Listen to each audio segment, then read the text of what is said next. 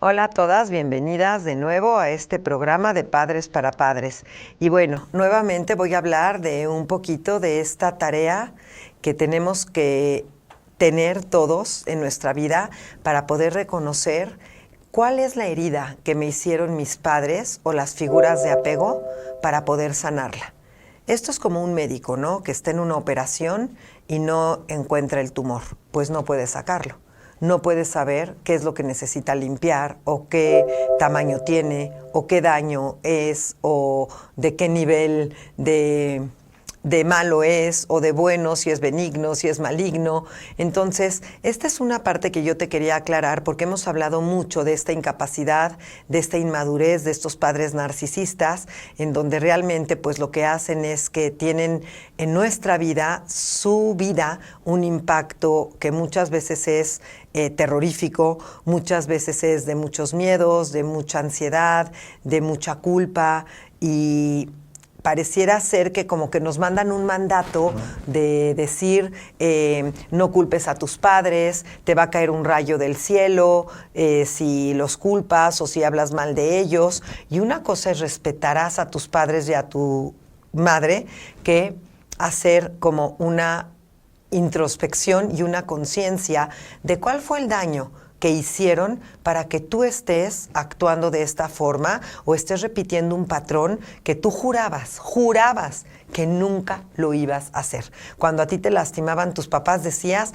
yo nunca le voy a hacer esto a mis hijos. Y te ves a veces duplicando el daño o haciéndolo más fuerte por ese cansancio, ese enojo, ese miedo que no podías sacar. Y entonces lo empiezas a sacar, ¿con quién? Con las personas que más quieres. Igual lo decían tus papás. Entonces la única manera de romper con este trauma transgeneracional que viene de muchos lugares, como ayer hablaba una experta en Shoah, ¿sí? Que si tú entras a las casas de estas personas, de estos sobrevivientes, las vas a ver abarrotadas de comida.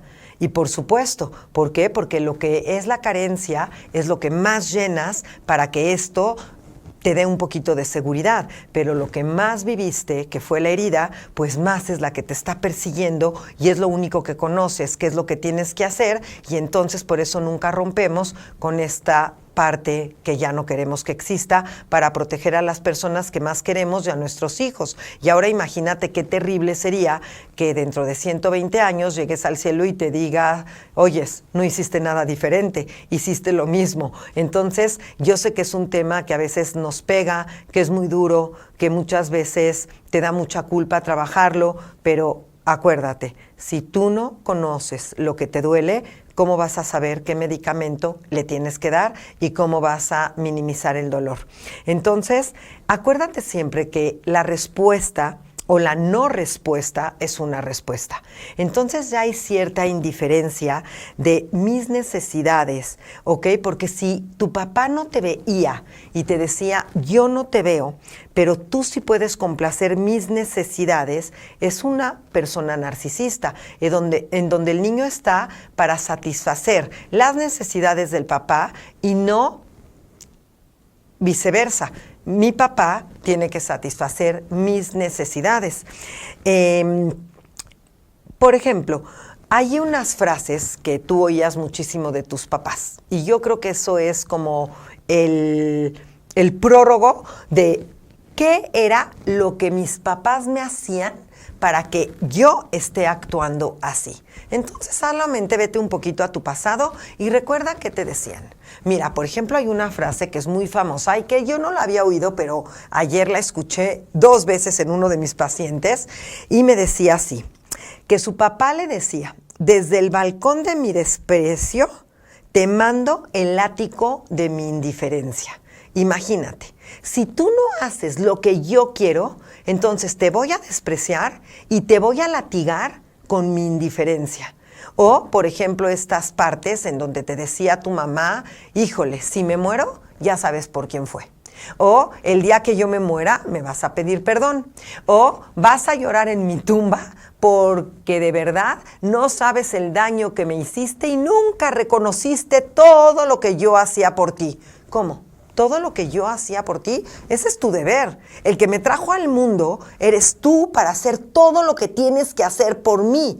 Y yo, por lo tanto, soy un niño pequeñito de 4, de 5, de 2, de 6, que no puedo regularte porque no tengo esta capacidad en mi cerebro para poder decir qué hago con estos adultos que no saben regular a un infante. Y por supuesto, tú lo sabes que la regulación es la madurez prefrontal de tu cerebro, que es el que va a actuar, ¿sí?, desde un lugar maduro, asertivo, con calma, con tranquilidad, con certeza, con respuestas sabias, pero cuando tú estás trabajando desde el sistema límbico, desde tu alerta, desde este chiquito que se está protegiendo, pues lógicamente lo único que estás logrando es meter miedo, inseguridad, abandono, negligencia, injusticia, y estas son las heridas de apego que tantos se están hablando o que tantos se han puesto de moda, porque por fin el mundo se ha decidido hablar de las emociones y no desde la parte física. Pero fíjate qué impacto tiene.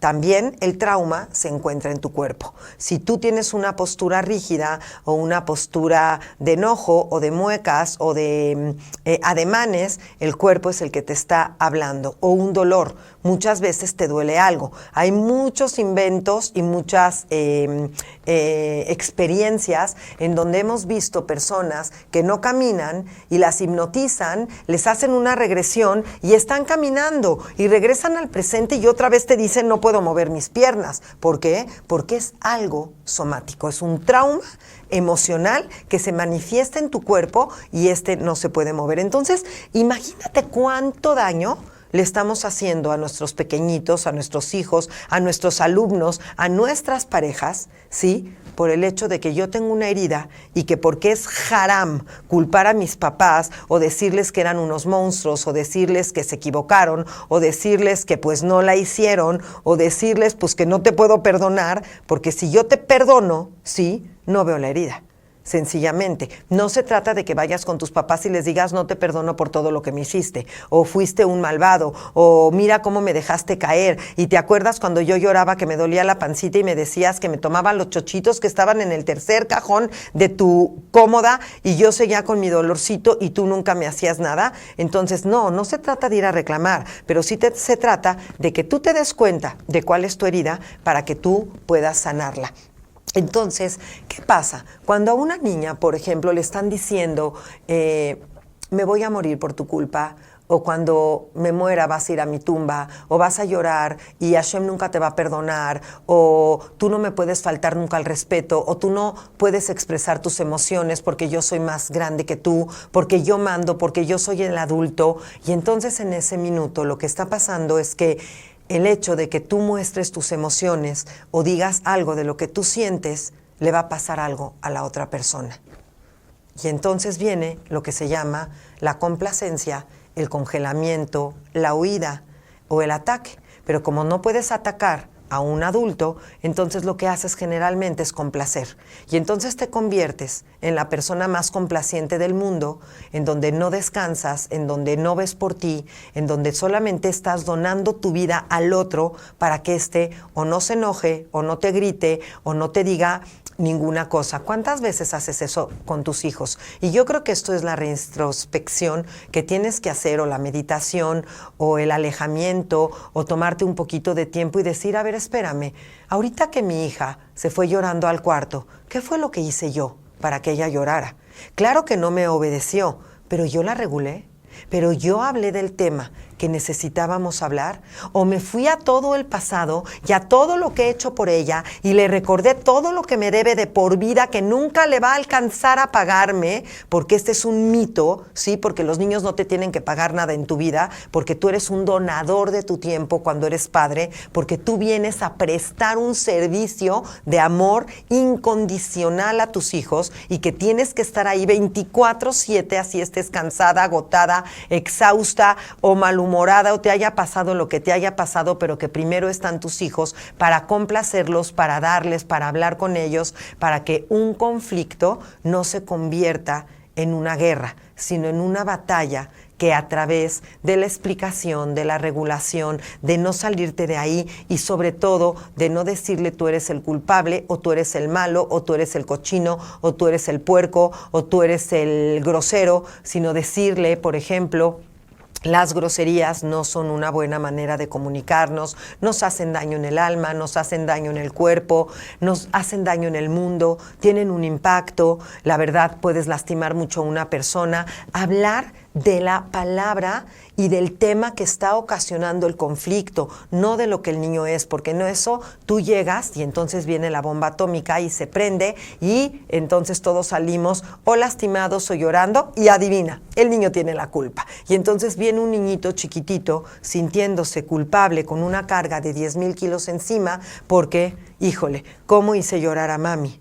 ¿Cómo mami está triste? ¿Cómo mami me hace la ley del hielo? ¿Cómo mami me es indiferente? ¿Cómo mami no le importa mi vida? Y entonces, ¿qué tiene que hacer el niño? Lo mismo que tú hacías cuando eras pequeñita. Y entonces, ahorita está en ti poder romper con esta herida, poder decir, esto no me va a volver a pasar, esto no lo tengo que repetir. ¿Y cómo es esto? ¿Cómo hacerle? Simplemente tomando un momentito de tu vida antes de poder llegar al asunto. Entonces te voy a contar un caso que me acaba de pasar. Tengo un niño muy insistente en que todo el tiempo quiere tomar terapia y que por favor lo vea, pero casi quisiera que yo le diera terapia diario. Y adivina por qué. Porque es un niño que está muy solo, es un niño que no lo escuchan sus papás, que generalmente la mamá está muy ocupada, el papá tiene otras cosas que hacer y bueno, pues no hay presencia significativa en su mundo. Y entonces, de verdad llegó un momento que me exasperó, porque imagínate que me esté llamando a cada minuto en mi teléfono mientras yo o estoy dando terapia, o estoy en una meditación, o estoy en un asunto donde mi paciente está llorando en ese momento y entonces volteo a ver el celular y la insistencia, aunque lo tengo en mute, entiéndeme, no es que se escuche, pero pues sí llama la atención, sí vibra. Y entonces le dije, please, dame un ratito y ahorita te contesto. ¿Qué crees que era lo que yo quería hacer? Yo quería matarlo. O sea, quería ir y decirle, se acabó, no te vuelvo a dar una terapia, ya me tienes cansada, ya me tienes exhausta, esto no es posible, no tienes respeto, no puedes hablar, no puedes mantenerte un momentito entendiendo al otro. Y yo dije, a ver, espérame, eso es un adulto, no es un niño. No es un niño de 14 años que tiene una herida de abandono muy grande. Y entonces dije, a ver, espérame, cálmate, ¿ok? Piensa lo que tienes que hacer y soy terapeuta, ojo, sí, pero a veces también eres humano y a veces también te vas a desesperar. Y por supuesto que lo que hice fue tomarme unos minutos y hacer una diferenciación. Él tiene un problema de madurez, él tiene un problema de abandono, él tiene una herida que le está sangrando. Cada minuto le está sangrando y necesita a alguien que venga y le ponga una curita o le ponga una pomadita o le diga una palabra de aliento para poder sobrevivir y sentirse bien. Y exactamente fue lo que hice. Le marqué, le hablé con toda la calma, con toda la paciencia y le expliqué lo que ocasionaba en mí las interrupciones de sus llamadas y que esto me estaba afectando también en mi trabajo y que yo entendía y que estaba ahí para él y que por supuesto que lo voy a ver como veo a cualquier niño y que le voy a dar su espacio, ¿ok? Y que podía venir hasta la ciudad de Purim a mi casa, sí, lo invité, pero entiende, fue desde otro lado. ¿Qué crees que pasó cuando colgué?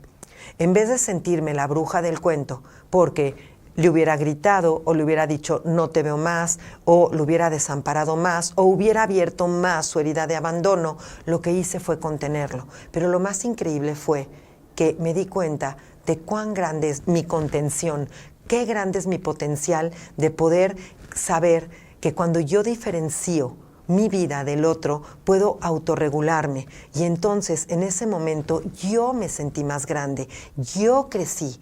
Él me enseñó algo maravilloso. Eso es lo que tiene que pasar con tus hijos. Si tú empiezas a darles 4 elementos que son los más importantes en la vida, delante de la diferenciación, es la conexión, ¿sí? La seguridad, la aceptación, el amor y la paciencia.